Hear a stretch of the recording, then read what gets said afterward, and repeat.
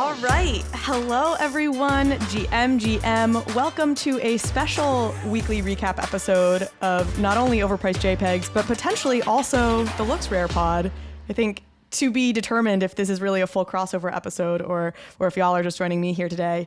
But I'm here with Scaly, Debussy, Punk Vandelay, who are all a part of the Looksrare podcast team. Welcome, guys. Thanks for suggesting this and then also hopping on here. Thanks for having us. Good morning. Thanks for having us. Yeah, good morning. We've got lots of topics to get into here. The Elon Twitter news, some of the hot drops coming up. Want to get y'all's thoughts.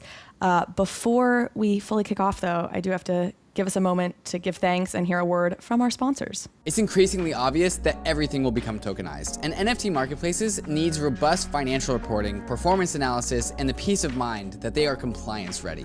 GILDED's NFT Ops is a one-stop financial reporting solution for growing NFT platforms. GILDED has developed marketplace-specific modules to track the financial performance of NFT creators, including revenue tracking, collection metrics, royalty payments, and revenue share. Customers of NFT Ops gain full access to accounting tools and powerful APIs for custom integrations that simplify operations, streamline reporting, and produce tax-ready data. So no wonder why so many top brands like CoinMarketCap, Gitcoin, Nifty's, and POAP trust GILDED to automate complex reporting workflows. Visit gilded.finance/bankless to learn more.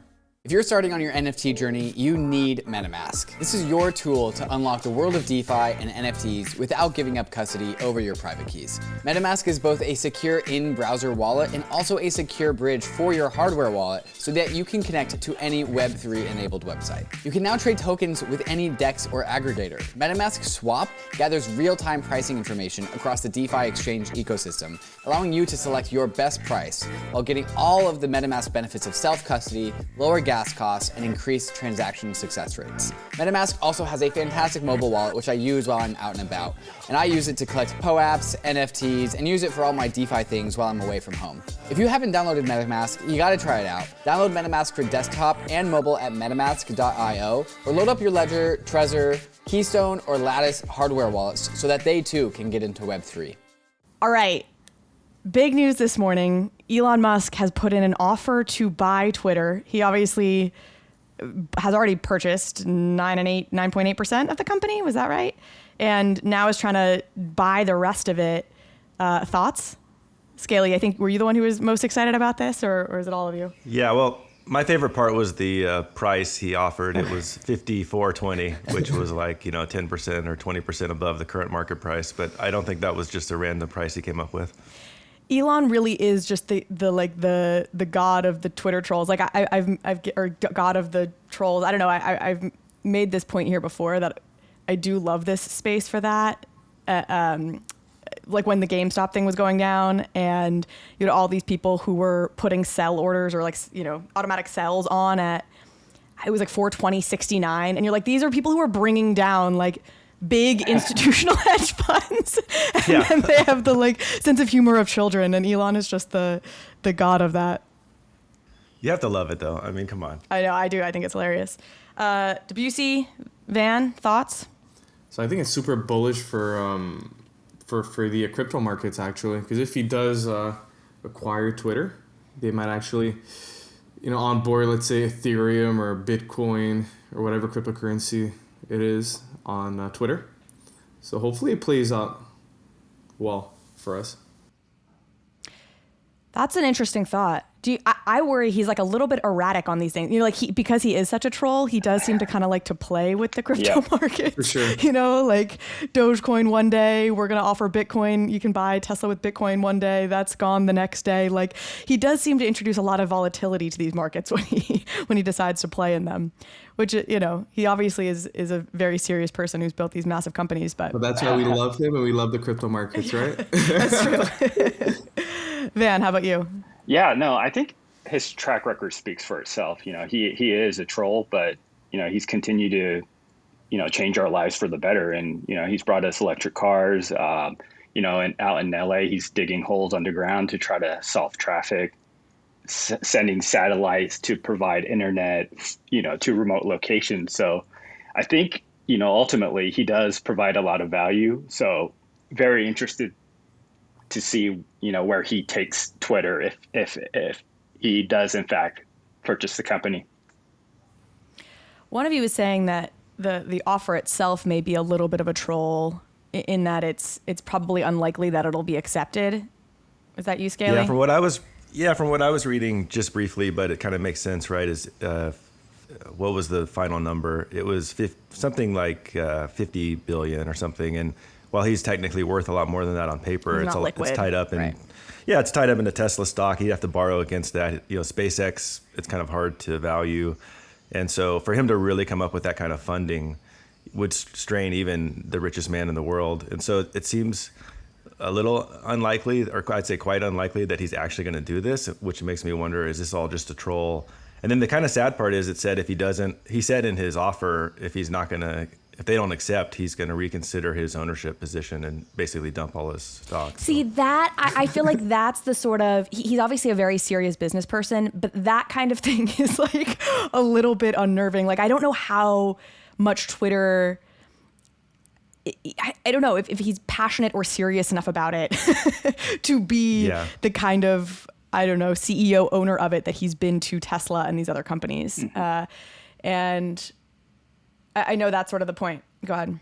I just had a thought. He's so smart, right? Like, we shouldn't just assume he's playing this at face value. So what he did with Tesla, he wanted to sell a bunch of his shares, right? But if he just goes out and sells it, everyone says, "Oh, you're dumping," and the price goes down. Wow. He came up with that whole elaborate thing about taxes, right? And he got in that fight with the senator and said, "Okay, fine, you want me to pay taxes? I'll pay taxes. I'll sell my stock to pay taxes." And that was the narrative. But that was not why he sold his stock. He sold his stock to sell his stock. And then the price didn't dump. So I wonder if he's creating this whole thing just so he can get a little bit more liquid. Yeah, so he can just sell his stock. Like, he's probably like, I don't want to own 10% of Twitter anymore, but he can't just dump it all. So maybe this is like an elaborate narrative for why he can sell. That's a fascinating theory. I love that. I also think Twitter has been an undervalued stock, and not that I'm some great stock picker over here, but if anybody follows Scott Galloway, he's been on this train for a long time of, like, you had Jack Dorsey, who was like a part-time CEO to the company, because he's super focused on Square or whatever, his other platforms. And Scott makes this argument, I think quite compellingly, that Twitter would be well served moving to a subscription model, which of course we've seen them sort of start to do with the premium Twitter Blue or whatever that's called.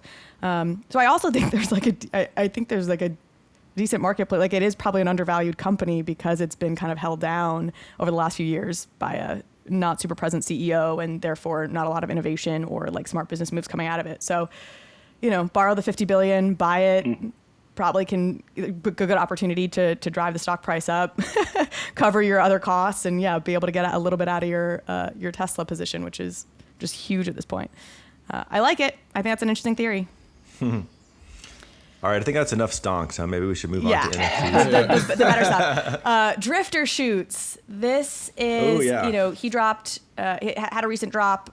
You guys know, I think, more than I do, maybe, on this utility adding piece that he that's been circulating. Did that come from him? I saw a lot of people being like, art needs utility. I don't know. Maybe can one of you break down what's going on here? Yeah, sure. I think the idea was, Driftershoots released open edition. So it was for 24 hours. You can mint as many. That's right. Many photo. It was a picture of him, on top of, I think it was a bridge overlooking the city.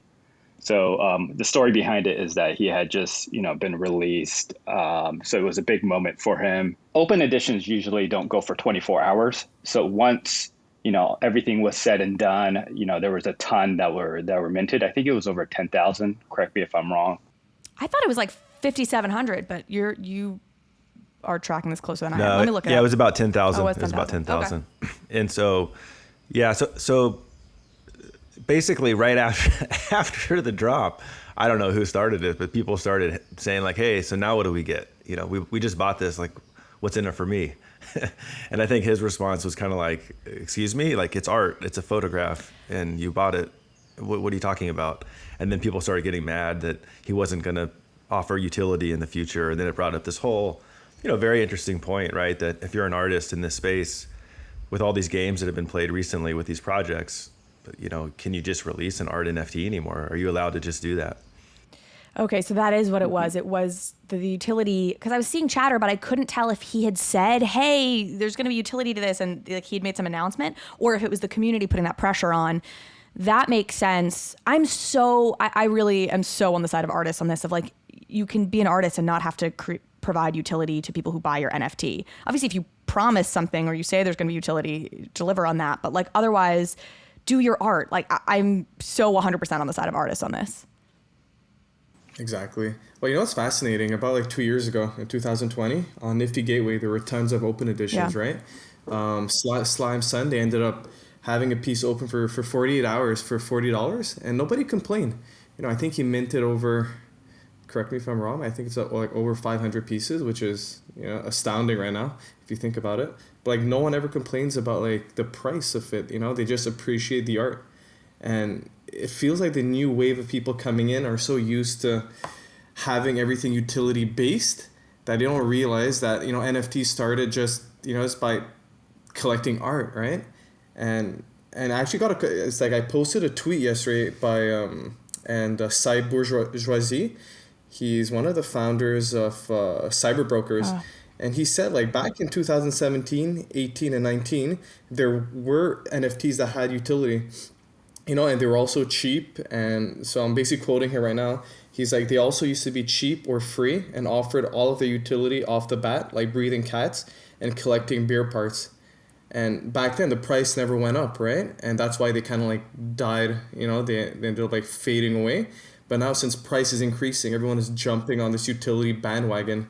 So what's going to happen, let's say in a year or a couple of months, once, you know, prices start being stagnant? Are people still going to want utility?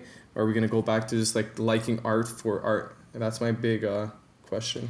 I definitely think that NFTs and this technology has ushered in a new generation of people who will become like art collectors. I said this recently. I was actually interviewing the Nifty Gateway folks, right? Like growing up, it never occurred to me, like art was a thing that like upper middle class, upper class, like parents maybe owned.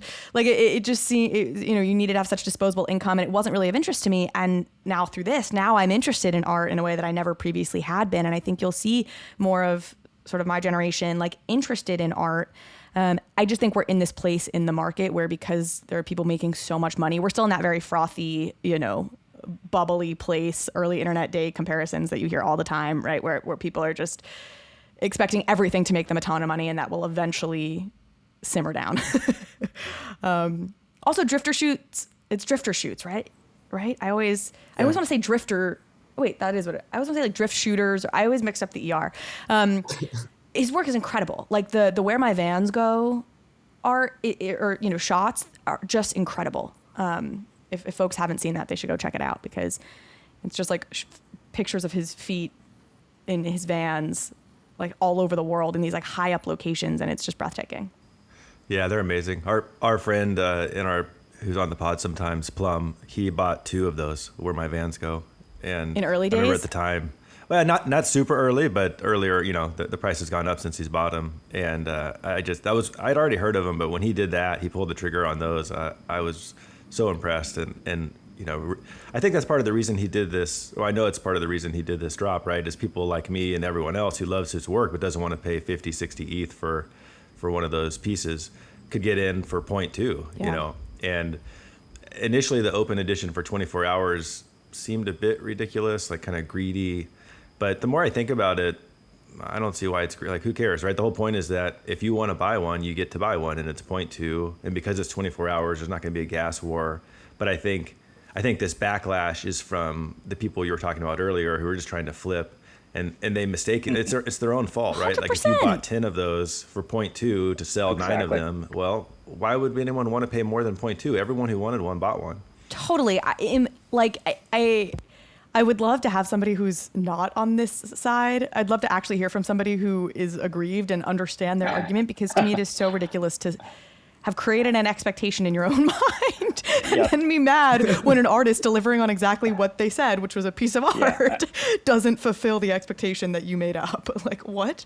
Find that very strange. I don't know if any past photo project has had utility, right? So I don't know where the expectation of utility is coming from.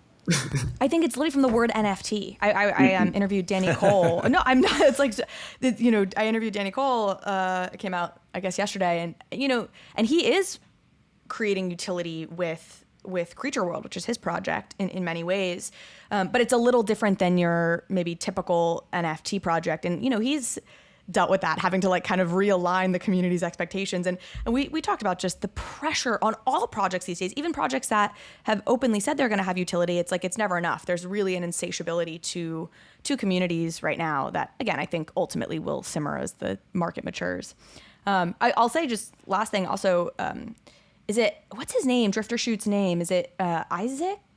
Mm-hmm. Isaac Wright. It's Isaac, yeah. Yeah. Mm-hmm. Yeah. And he's just got a really cool story too. I think, I guess in response to, I don't know, call it backlash or whatever, this people demanding utility, he was just sort of like, are you kidding me? Like, I've been in jail. I've had to like claw my way up to where I am now. Like, this is not going to faze me. And he's very open about his time, in prison. And I think he raised like $6.8 million from this open edition drop. And I think is donating over $1 million of it to the Bail Project or to some sort of criminal justice reform project. So cool story for him as well.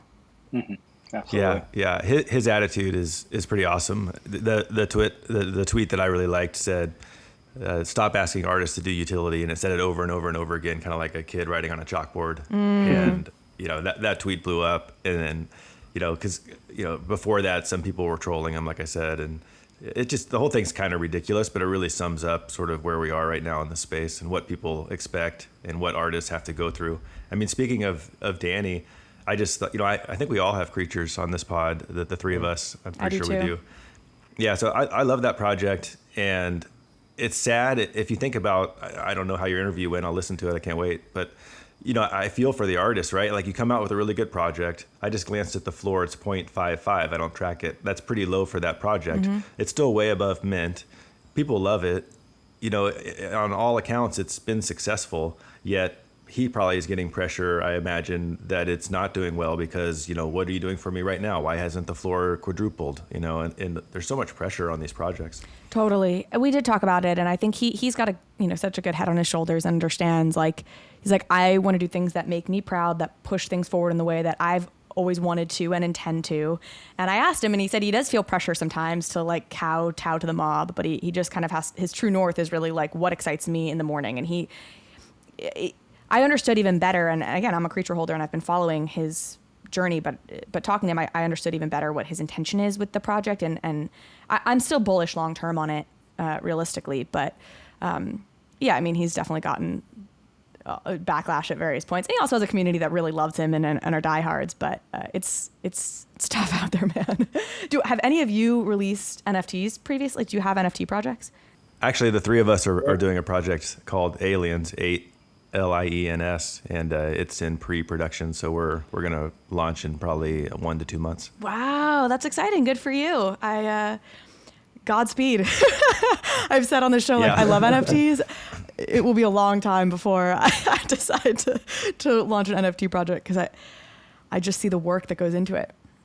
Do you have anything you can share about it here?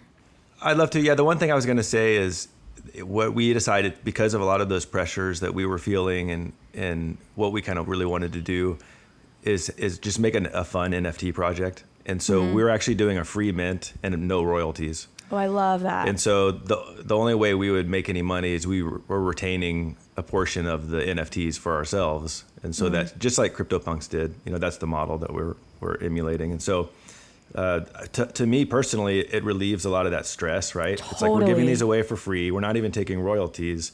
So like, I think that clearly shows that for the first couple of years, like, this is just a fun project. Like, buy it if you want to. Don't expect it to make you money. And we're not going to rug, because how would we rug? Like, we don't even have any money. Yeah, that's great.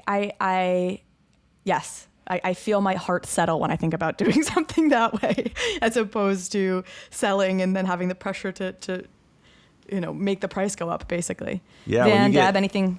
Oh. I was just gonna say, when you get $2 million on day one, it's like, wow, okay, and now what are you gonna do? And there's just so much pressure that way. 100%. I was gonna ask if Van or Deb, if you have anything you want to add to the Aliens 8 convo. Yeah, just so we're building our own native marketplace. So kind of like CryptoPunks as well. So you're not gonna have to go, let's say, on OpenSea or whatever it is. You're gonna just go on the website, and you like an alien, you just go, you choose one and you buy it, trade it, do whatever you want, and the market decides the price, which is gonna be fantastic. What's the impetus?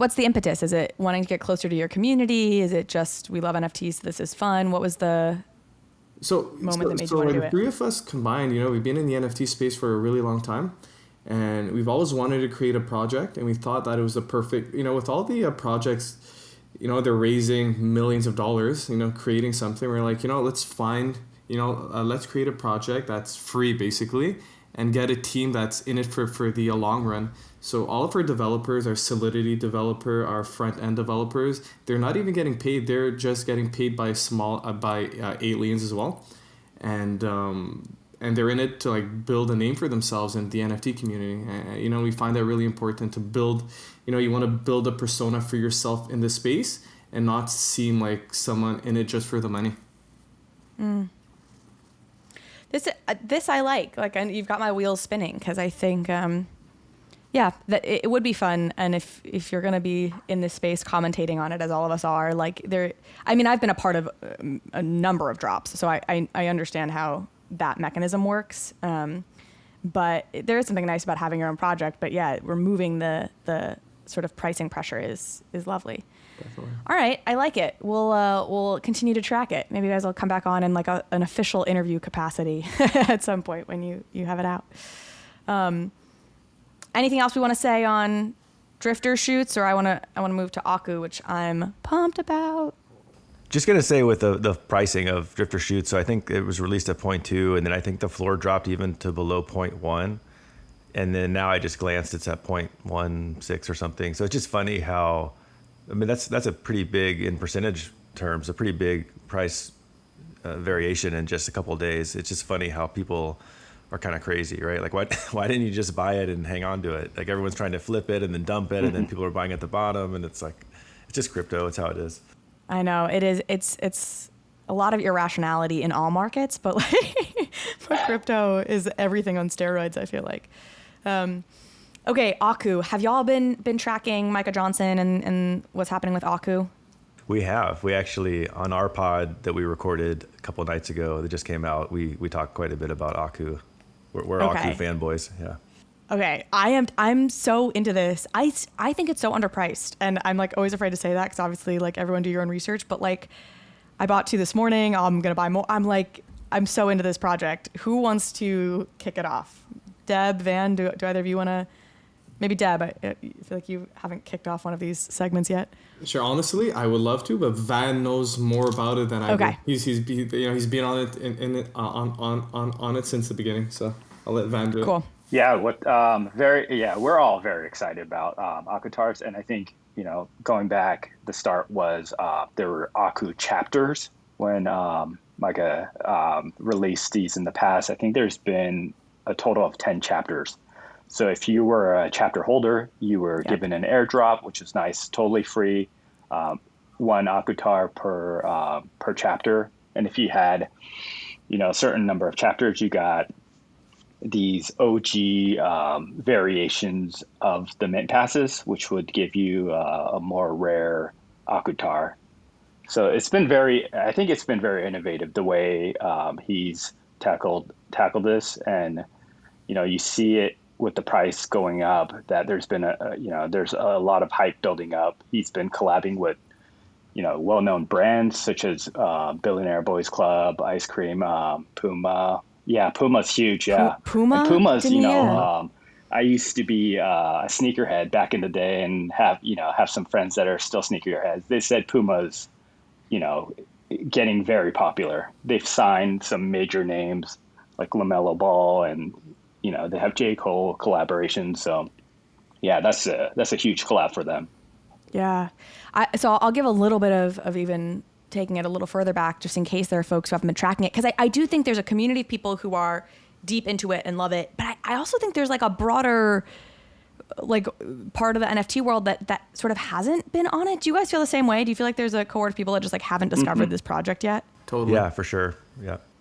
which is so funny to me, given that you have Micah Johnson behind it, who, you know, is a celebrity and has gotten a good bit of, maybe, I guess, mainstream press on this. But so if anybody doesn't know, Micah Johnson, former MLB player, then I guess has always probably been artistic, but left the MLB in 2018 or so, started focusing on art, and created this character, Aku, off of this story. I guess it was his nephew. You know, he's a black man, and his nephew was asked if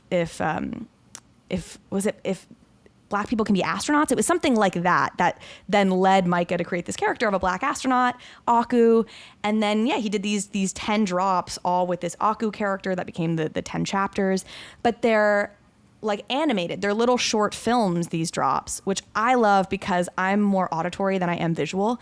And all of them have, are scored and have music set to them, and are very evocative, which I love.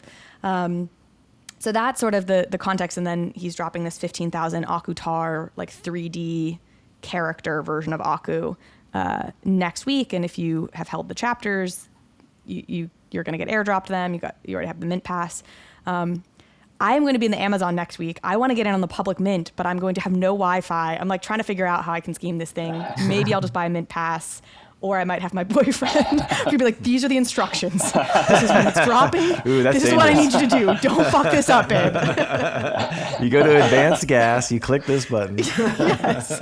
I'm just going to give him a play-by-play and a Word doc of everything. Here's the price range I'm looking for. You just sit there. Full on panic. If it drops on secondary. Yeah. Can you imagine explaining that? Explaining that whole mechanism? So this is what you do. You see, there's going to be the OpenSea floor, but there's also going to be the Dutch auction. And then if this goes down here, what you got to do is you got to go on this website, calculate the gas. It's going to go up. You're going to have to increase the gas. Yep. Literally, exactly. Yeah. It'll be interesting. I'm hopeful it's not going to happen anymore, but I was hopeful that the price would dip post reveal and I could get some more. And I've been waiting like a fool, and the floor's doubled since I started that strategy. So not working out for me. Wait, walk me through what you mean. A floor on what? Well, so they're going to release 5,000 more on a Dutch auction, which I don't believe they've said what the starting price is going to be. And so, just because they're going to put more into the market, there's a lot of hype right now. I was thinking, these are unrevealed. Maybe I'll just scoop up some revealed floors when the price goes back down to whatever it goes down to. But that might backfire big time. Okay, so this is what I'm trying to calculate too. So this is my debate. Do I just buy a mint pass, which means, great, I'm in the Amazon, I don't have to worry about it. I know I'll have an Akutar. But my fear was exactly what you just described. And I asked this in their Discord last night, if it was going to be an instant reveal or delayed reveal. I guess it doesn't really matter for my purposes, but just is there going to be a dip? Am I going to regret buying a mint pass right now at 1.75 or whatever they're at? Because is it going to drop to an ETH for one after reveal? What's our thoughts? You're saying no, Scaly? Yeah, well, if I was going to the Amazon, I would just buy a mint pass. I wouldn't. Yeah, okay. I wouldn't. The boyfriend factor would be too risky. I know. I just there's so much I'm buying. Well, I don't know if I'm going to get into Moonbirds, obviously, but hoping that I have that. I have 5 mint passes for VFriend Series 2. I just bought 2 Aku chapters. I kind of want to buy more Aku chapters. I'm about to spend 7 ETH, which is a lot for me, on things in a week. I'm trying to squeeze out the any little bit of advantage that I can, but that always backfires, trying to time the market too closely like that. Deb or Van, do you guys have insights into whether there'll be a sort of post reveal drop for Akutars? Honestly, I have no idea. My plan is when the Akutars are revealed, just go on secondary and buy as many rares as I can. Mm-hmm. Oh, that's your play? Yeah, that's definitely my plan. So you're smart. You go to the upper end of the spectrum when you buy on secondary? I do, and I usually get wrecked, but the product is great, man. Why do you do it? Because I'm a floor rat. I literally buy floors, but I'm cheap, and I feel like it backfires on me because the biggest gains you usually see are in the rarer ones. But it's what? Because I find there's such a small percentage of buyers at the top end. So if you want to resell right away or you need liquidity, it's harder to sell. Where it's floor, you can sell right away. But I really like the look of the rare ones though. Yeah. Okay, that's fair. Van, do you have a strategy going into this? What's your play?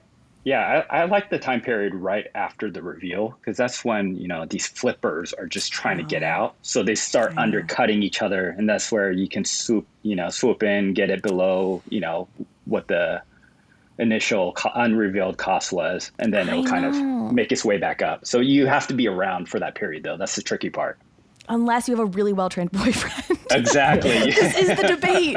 Yeah, but with the Dutch auction adds a whole nother element, right? So it does. Like I got schooled on the World of Women Galaxy one, and I listened to your I listened to your pod with Zeneca, and I'm not as technically proficient as he is, so he killed it, right? He just saw the money lying on the table and flipped it. I listened to what he said, and that's what you got to do. So I was farting around on my phone. I was like doing stuff around the house and like thinking somehow that was going to work for me, right? Like, no, you got to be at your desktop. You got to be focused. You can't have like kids talking to you, and you have to like every second matters, because you got to look at the meme pool and like see when is everyone deciding to commit at that price, and then you have to front run them. And that's if you want to get the lowest price possible, or you can just relax and say, screw it, I'll just see what happens. But then who knows, right? Like the floor could double in like an hour. I know, that's so true. That's the Dutch auction piece. You're right. I mean, so Zach, my boyfriend, was sitting next to me for like the full however many hours of like the World of Women Galaxy thing. Like it was like a Sunday or whatever day, and we were like hanging out in the house, and I kept like explaining to him what was going on, and I kept flipping between OpenSea to see, the holders who were trying to undercut the Dutch auction, and I was like explaining the dynamic. So he's gotten a little taste of that, but it is trying to game the system in terms of when is it about to sell out, and make sure you have the gas at the right level to bypass the bots and everything like that. That's next level shit. And sometimes, if you're bullish long term, I mean, do we really think the floor is going to be 2 or 1.5? Like, we probably think the floor is going to be 5 or 10. So does it really matter? Just buy them. I know.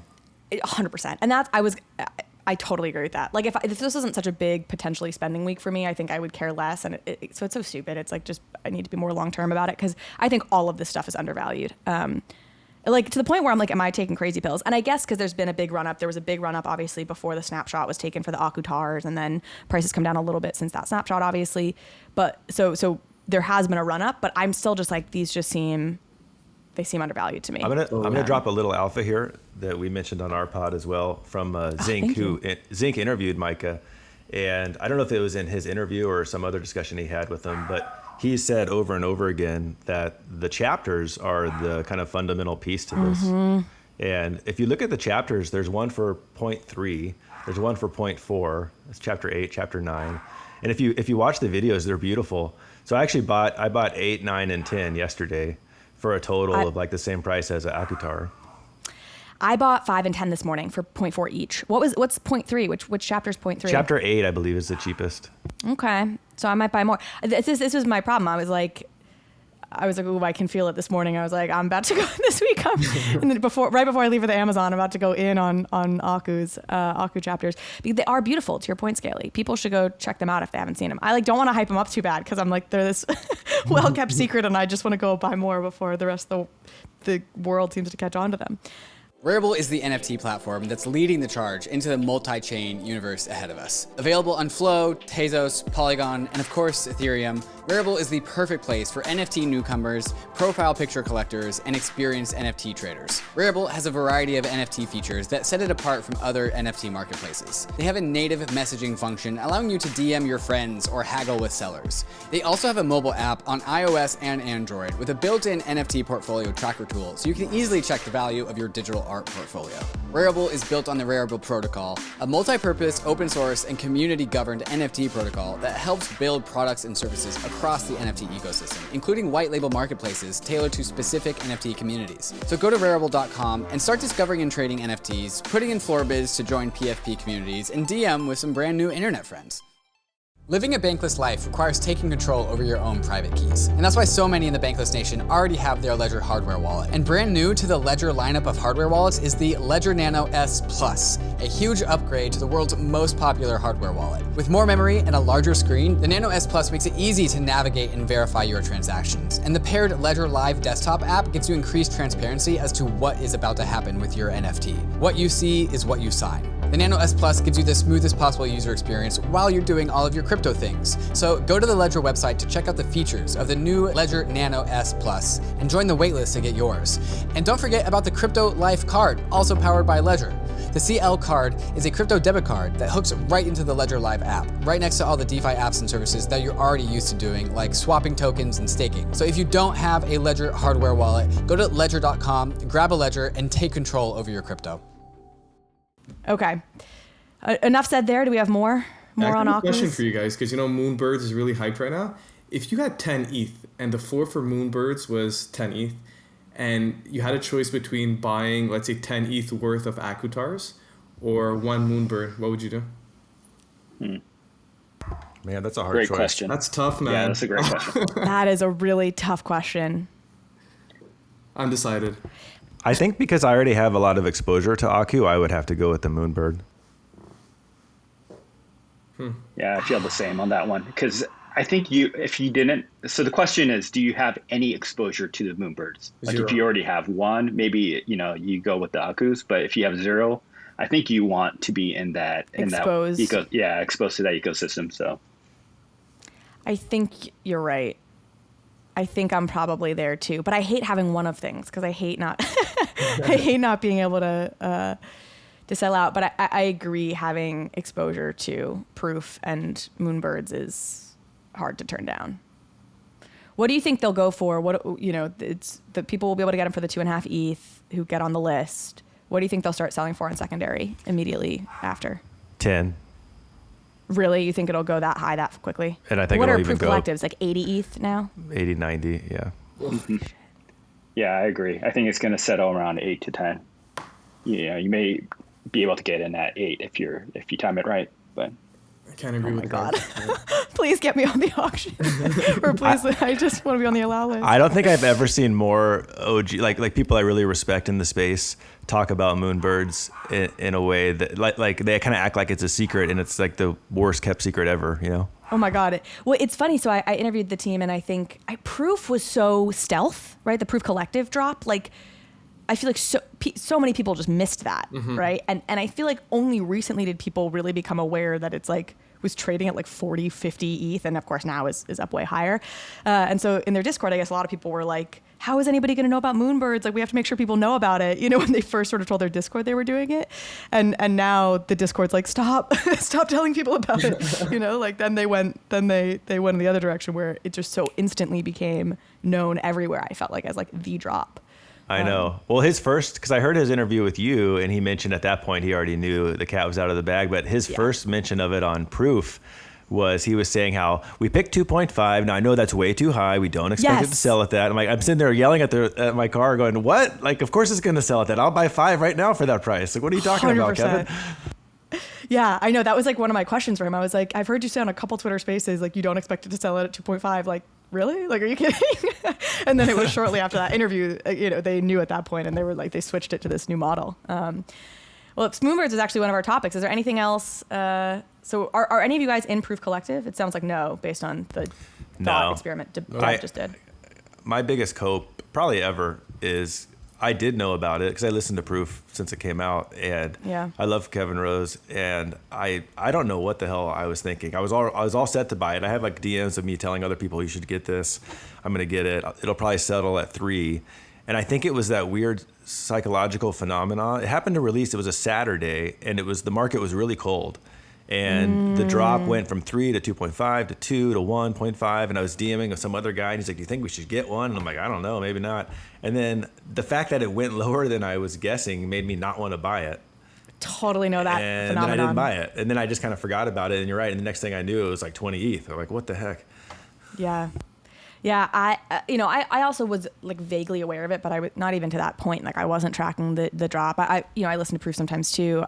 I should listen to more podcasts given the industry I'm in, but I don't have as much time as I want to listen to podcasts. And yeah, just missed it. Infinite regret in this space, as Seneca would say. There's always going to be other opportunities. Yeah. There's always an X drop. I mean, the reality is, like, I have a hard time staying liquid enough for everything because that's really my challenge. So, I can say all this, but I'm like, okay. The meta economic model, That's how Punk6529 was putting it. There was an article that came out, basically, I don't know what it was in, where we got a little bit of an insight into Meta's plans for Horizon Worlds, which is their virtual reality online game thing. And it was hilarious. Do you want me to give the TLDR on this for folks and we can comment on it, or does anybody else want to run through what we learned here? Go ahead. So basically, it was an interview that incorporated some Zuckerberg stuff, other people from the Meta team. But basically, it's a Meta plans to let creators sell virtual items in the metaverse, in their metaverse. But the company plans, in many cases, to keep a cut of nearly 50%. So if you are, a fashion designer making your metaverse wearables and you're selling it in the Meta ecosystem, Meta is going to take like 50% of your sales, which is batshit crazy. And of course, Punk6529 was going off on this, and many others were, and it just feels like even worse than I think many of us were expecting for Meta. Thoughts? Let's hear them. So apparently it's not that uncommon. I was reading a tweet today by this guy named Miguel Piedrafita, and he was saying Twitch, they take 50% of subs. Adobe, they take 65% of stock sales, and Roblox takes 75% of devs' income. So I think it's like a Web 2 dynamic, right? Of taking so much percentage. I was comparing it to like the App Store, which is 30%, and that gets, I feel like, shit on for the 30% cut that the App Store takes. But that's really interesting, those other comps. And here we are complaining about 2.5% on OpenSea. Yeah. Well, I think this obviously hits harder because they're trying to make a Web3 play, and then they're incorporating Web 2 dynamics. And so it's for those of us in the community, obviously that feeling of like, you don't get it, like corporate overlords, you are the company in Ready Player One is the villain company. Van, Scaly? I don't know. I would say the only product that Facebook actually made themselves that was a good product at the time was Facebook. They just buy everything else. So now they're trying to develop their own metaverse. I don't have any faith that they're going to do it well or that it's going to work. The other thing I was trying to understand, and I guess part of the reason that the 50% felt so crazy, I can't tell if they're saying something about interoperability here or not. Is the argument here it's 50% if you're on the metaverse platform, but you're going to be able to take it elsewhere? Because they say Meta's Quest store, which sells products for its Oculus Quest headsets, charges a 30% transaction fee. In addition, Horizon Worlds will keep an additional 25% of the remaining profit, resulting in a total of 47.5% total cut for Meta. Meta spokesperson Sinead Purcell confirmed the figure to the Post, adding that Horizon Worlds will eventually become available on hardware made by other companies. In those cases, Meta will keep charging its 25% Horizon Worlds fee, but other companies will set their own store transaction fees. I didn't fully understand that, and I didn't know if it was like, if that's a nod to interoperability across metaverses. Anybody understand that better than I do? Sounds like maybe, that's the first I heard that, but from what you just said, it sounds like they are expanding, planning on having other people be able to develop on it and then just use their, have it basically be open rather than closed, which would have to, that's the only way you can do it successfully, in my opinion. So, but I wouldn't think Facebook would do that. So that's kind of interesting. Yeah. And that was the thing I was wondering if they sort of understand, because I felt like Mark nodded to it in the big Meta presentation when they did the whole rebrand. It felt like he gave nods to sort of understanding, okay, the fear around Facebook just introducing like a closed metaverse. And so they're not doing that, but the trade-off is sort of what to me feel just like crazy fees when I think in Web3 terms. Van, you have any thoughts on this whole thing? Yeah, no, I think I agree with everything that was said. It shows that they're not in tune with, Web3, and, maybe they have something else planned, but we've seen historically, Facebook is kind of a closed system, so maybe, within that framework, they think charging that high of a percentage is right, but I don't know. It seems like they haven't done their research in what's, been going on so far.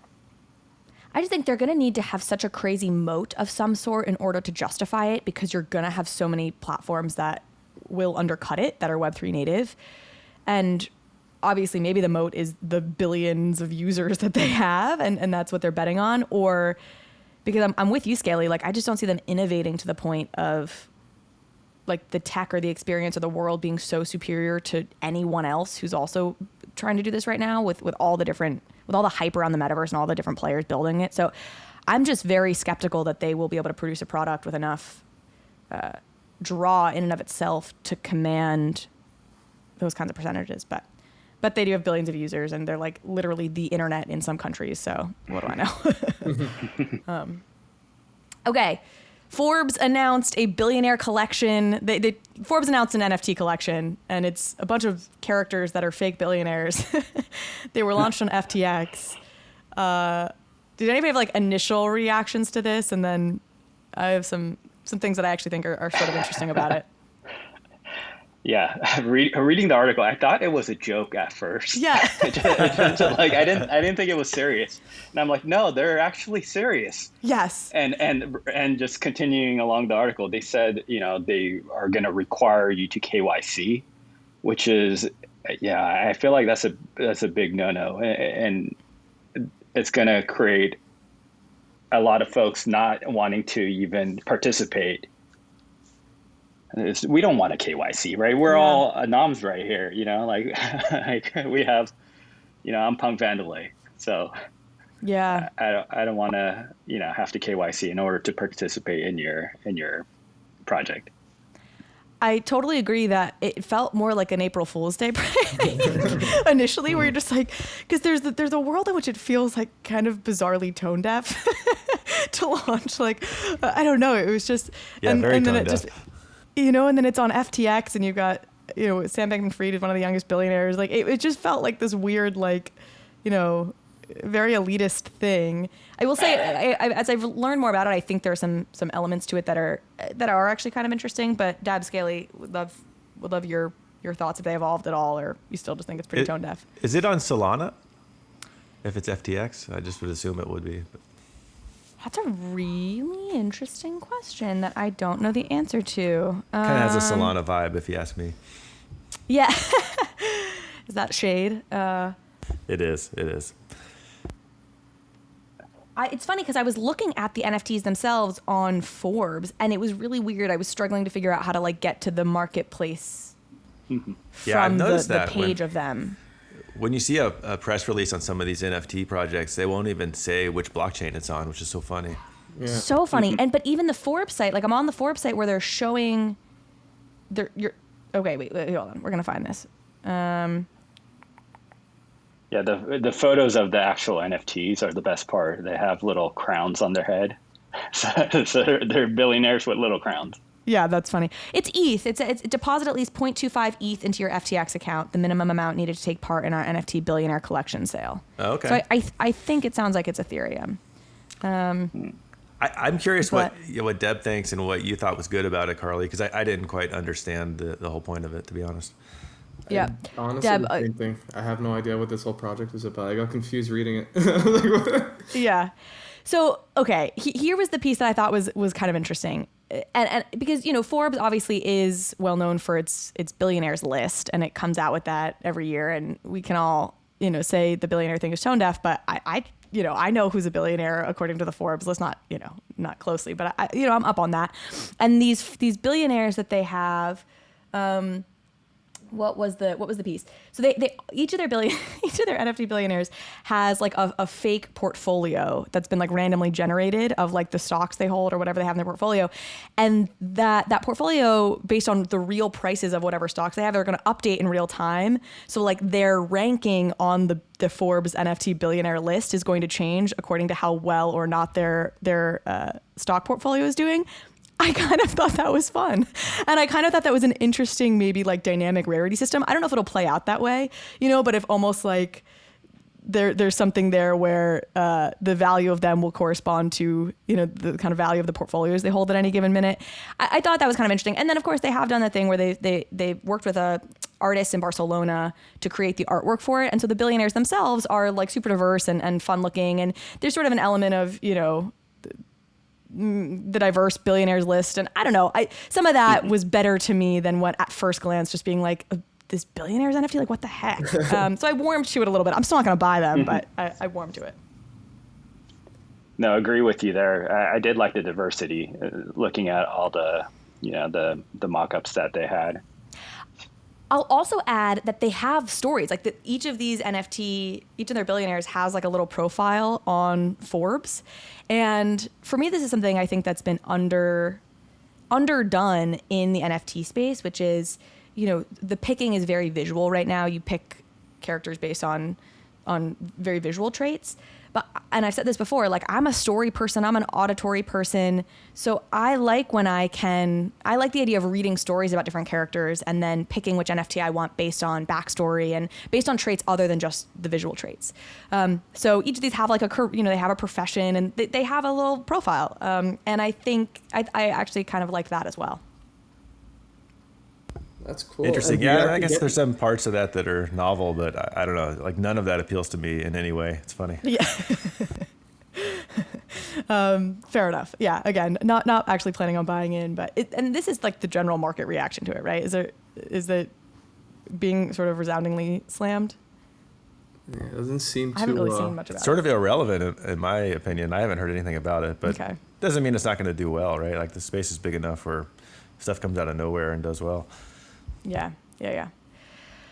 All right. Well, I think let's maybe talk about this 100 ETH challenge y'all are doing. I think that's a fun place to maybe close on. By the way, I'm already doing better. I checked my floors today. They're looking good. Wow. Okay. Yeah. Somebody explain what y'all are doing. So we're doing a 100 ETH pretend fund competition. So we each get it's not real money. We each get 100 ETH to buy NFTs. And to make it more simple, you basically just buy a floor of whatever project you want to get into, so you don't have to take into account rarity and all that stuff. So on our pod a couple of days ago, we just released our picks, and then every week we're going to revisit it. And after 10 weeks, 10 episodes, we'll finalize it. And whoever wins gets a very special prize, and the losers will all be humiliated in some certain way. And we would love to invite you to be a part of the competition, Carly, if you're keen to doing so. I did start to just jot down some of the projects. For me, it just became like, if I had 100 ETH, where would I want my money? I feel like, the strategy here is obviously what are the biggest growth plays going to be, which is so hard to know in a short term. What's the time frame you said you guys are doing it over? 10 weeks. Okay. That is so hard, but I'll throw out some of my thoughts. But let me hear y'all's. Did you? Could you have variations like I'm going to do 10 doodles, or was it just like it's just like? Yeah, you can kind of do whatever you want. So mine was all over the place. Mine's like really long. So maybe Deb, you give yours first. I think I have one of the shortest ones, but yeah. So I have I took one floor Azuki, 10 Beanz, which is the free airdrop that we all got, and 12 Akutars. And that's it. That's all. Wow, you kept it real simple. Okay. Fascinating. Van? Just everything on Moonbirds. I'm just kidding. I was like, wow, that's a way shorter list. You can't pick Moonbirds. That's not fair. You don't even know what the price is. If we could, I think it'd be a different story. But so Moonbirds are disqualified because they're not actually out yet, you're saying? Yep. Exactly. Okay. So Carly, you're not allowed to pick Moonbirds. Okay, understood. Yeah, that's true. Yeah. So I went with Zombie Club. If you're not familiar with it, it's a project that's bigger in Asia. So, we found out about it from one of our fellow podcast mates, Plum. So it seems like it's primed to be possibly the Bored Apes of Asia. Wow. Say the name again? Zombie Club. Zombie Club. Yeah. So there's a big star in Asia named Sean Yu that's involved. So, it's interesting because the Discord is a lot of it's not in English. So it's really hard to follow. But they do have English sections, but a lot of the activity seems to be, in Asia, a lot of meetups and all that. So it'll be interesting to see where it takes, but it does feel like I'm out of the loop a little bit, but I think there is a lot of potential there. Oh, so I'm looking at it now. Floor is around 2 ETH. All right, I'll look into it. Can't say I love the art, but that's rarely why I pick projects, to be honest. So, so that's not really a problem. Okay, so you picked Zombie Club. Did you say others? What others did you pick? Yeah, so that was my first one. I bought, hypothetically bought 10 Zombie Clubs. The next is Quantum Keys. So this is, so this is, it's meant to be in real life space, that's opening up in Santa Monica, but it's gonna, Justin, you're with the Twin Flames. Aversano. Justin Aversano, known for Twin Flames, is behind it. So they're gonna have mints along the way. So it's similar to kind of the Proof Collective in that you have access to, specific, either experiences or mint. I think the telling sign is that Justin is the biggest holder of these. He's been buying them up in the secondary. And they're doing, they're going outside of photography and actually doing curated art releases as well lately. So I think, there's a lot of potential there. And, you don't want to fake Justin. He's, he works very hard and executes. And my last two, I think everyone's kind of familiar with these, Akutars, like we've discussed in length, and Mfers, That for were on me, my list. Mfers, they're the number one in terms of community. Anytime you post about MFers, you're going to have just the whole group, pile in, they're all in the comments and retweeting your posts. I've never seen anything like it. The MFers are just hardcore, Yep. I another thing I regret not getting into. Apparently, so the Bankless guys, David Hoffman and Ryan, went in on MFers, and apparently David posted in like the kind of private Bankless Discord chat, 'cause my podcast is through Bankless, just like, hey, like, this is alpha, like I'm buying MFers or something, and I just missed it. And it was like pretty shortly after that they really started doing well, and I was like, God damn. I mean, they'd already been doing well, but they really had that kind of pop off moment. Wait, let me clarify this. Is the point, or the point of the 10 weeks is like starting price versus ending price of the portfolio, not like total price, obviously. Okay, okay. Okay, Scaly. So basically at the end of 10 weeks, whoever's is worth the most wins. Yeah. Wait, it's whoever's is worth. Wait, but then wouldn't you just buy, like I'm looking like Zombie Club and but because you bought 10 of them? I'm I don't know. You're spending 100 ETH right now. You're investing 100 ETH right now. And then how does your investment do in 10 weeks? Yeah, of course. Okay, but you can't change it. Yeah, you can only pick once. For example, I bought 10 Zombie Clubs at 1.7 ETH when we originally did this. So, and Quantum Keys, 10 of them at 2.9. Akutars, 16 of them at 1.3. And MFers, 10 of them at 3.3. And got 99.8 ETH was where I landed at. Okay. Got it. Cool. All right, Scaly, hit me with yours. Yeah, so I have a really long list, but I'll try to be fast. So 10 Akutars at 1.3, so that's a nice price already. 2 Beanz, 3 Moars, which we haven't talked about, but that's the Barcelona artist, and it's actually, they're pumping crazy today, which is nice to see. I don't know if you're familiar with that project, but I'm not. The art's really cool. Moars. It's pretty high up on the volume list for OpenSea. Cool. 1 Floor Doodle, 2 Galaxies, 5 Adidas Passes. I did some cultural stuff because I'm a man of culture. So I bought a squiggle and a gazer, some art blocks. And then 5 Max Paynes, 2 CyberBrokers, 10 Vayner Sports Passes. We didn't really talk about that at all. That's interesting, yeah. And then 5 Quantum Keys. And then 1 MFer just for the vibe. So that was my total. That's awesome.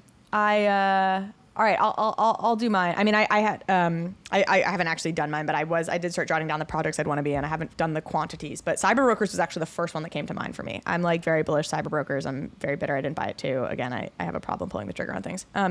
And I think they'll continue to do super well. It's just so hard to know in a 10-week period. It's 2.5 months. Fluffworld would probably be on mine. I didn't hear anybody say Fluff World. Okay. I think that's a project that could do well over the next 10 weeks. V-Front Series 2, I didn't hear anybody say. I've got a bunch that you guys said, but I think but they're not out yet, so that would also be, it doesn't count, right? Yeah, there's got to be an actual market that's trading, so you know the price, yeah. Damn. That's true, so I can't just get like mint price. Yeah, which is 1,000 ETH happening today. That doesn't count? Yeah, Or not 1,000 ETH, $1,000 pegged to ETH. So we made it simple too, so it's just floor prices. Yeah. So we can track based on that. Okay. All right, so maybe that doesn't count. And then Akutars for sure for me. Mfers was on mine. Azuki was on mine.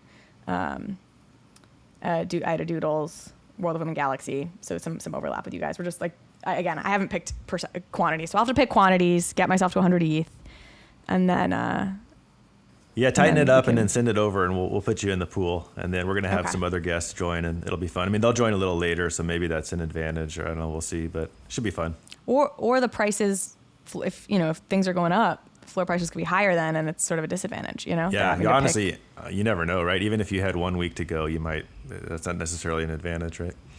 Yeah, for sure. You guys, I like this because it has gotten me. I'm like, ooh, so should I buy quantum keys? I've looked at that. I looked at that probably a month ago. I've looked at them on and off, and never have bought. But you're making me want to. The proof, what Apes did to all PFP projects, Proof Collective is doing to these passes. So you look at these passes and you're saying, okay, a Vayner Sports Pass is 0.35, a Quantum Keys is 3, but there's only 1,000. I mean, what if it goes up to 20, I also felt like Vayner Sports Pass was maybe a little undervalued because there was sort of that scandal with the launch where, not, again, scandal, probably overstating it, but some people, that it was like $1 million lost in gas or whatever. Like people just got wrecked on the gas. And so I felt like people were a little bit disillusioned with the project there, which I did not faze me. I'm like, all right, they're going to return the gas. I still fully believe in AJ Vaynerchuk and the team. And so I didn't know if that was keeping prices suppressed a little bit. That could be an opportunity. Yeah, I feel like it is, and it got some bad PR, which will totally blow over, in my opinion. Total agreed, fully agreed. I said this last week on the pod. I have a friend who worked for Vayner X in its very early days, and is like, AJ's the real brains. She's like, AJ's so smart. That's interesting. He's smarter than Gary. I was like, she thinks very highly of both of them, but that's some fun alpha because Gary's obviously so much better known.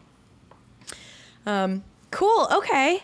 Well, this has taken us to just about the hour mark, or actually a little over the hour mark. Any projects we didn't get to cover that y'all are excited about? Moors, I guess. But you said something on that. Yeah, Moars. So I apologize if I get the artist name wrong, but I think it's Joan Coachella or something similar to that. He's from Barcelona. You probably will recognize the art if you look at it. He has comics and stuff that he's done, and they're pretty iconic looking pieces. I think the fact that he's European is probably, he probably has a lot more appeal in Spain than in the United States. And so that might be something to kind of look into.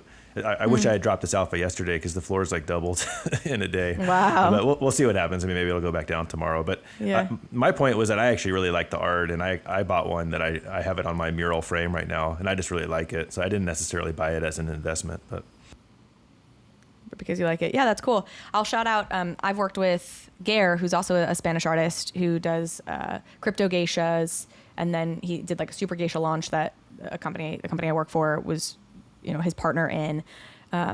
His art's really cool. We're talking about Spanish artists. I'll give him a shout out here. But cool, I'll have to look more into Moors. I like that. And then you mentioned Vayner Sports Pass. I'll say Candy is doing their first MLB full MLB activation. They did some drops last year with some Lou Gehrig related stuff, but they're actually dropping their next generation 720 athletes included MLB sports packs. I think it's $50 for 5 cards. I've never been a sports card trader, but I may buy into this just to have a little exposure to the sports card world. Is that on in ETH? NFTs? Yes, Candy, but Candy's got an integration with Bitsky, I think. So it's it is a separate wallet, and you have to migrate it over to your MetaMask. I was trying to figure that out because it seems like it's pretty centralized. They just want you to be able to go on there and buy it, but the back end part was kind of confusing. But it did look like the contract was on ETH on OpenSea, so I just wasn't sure. Yeah, I yes, I believe it is, but yes, it's it is a little centralized, and I bought one card from Bitsky and when it first was like all launching, and I think it's still sitting there. I literally don't even know what athlete it is. I think his name is actually Micah, which is funny since we were talking about Micah Johnson, but I was like, yeah, and just sort of like, all right, I want to, it was like $20 or something. So, but I think it's still sitting in my Bitsky wallet because I think I never ended up paying the gas to like get it over to my MetaMask. But I do believe I paid in ETH. I don't think I paid in fiat. Oh, I don't know now. All right. Well, so much for knowing anything about that. All right, guys. Well, thanks for joining me. And we'll, again, maybe this will end up on Looksrare and then I'll say thanks for having me. But thanks for hanging out. Thanks for having us. That was a lot of Really fun. appreciate it. Thanks, Carly. Yeah, it was a lot of fun. I appreciate you having us.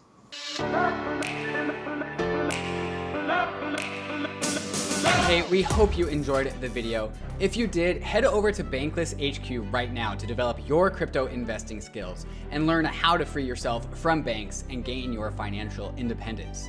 We recommend joining our daily newsletter, podcast, and community as a Bankless Premium subscriber to get the most out of your Bankless experience. You'll get access to our market analysis, our alpha leaks, and exclusive content, and even the Bankless token for airdrops, raffles, and unlocks. If you're interested in crypto, the Bankless community is where you want to be. Click the link in the description to become a Bankless Premium subscriber today. Also, don't forget to subscribe to the channel for in-depth interviews with industry leaders, Ask Me Anythings, and weekly roll-ups where we summarize the week in crypto and other fantastic content. Thanks everyone for watching and being on the journey as we build out the Bankless Nation.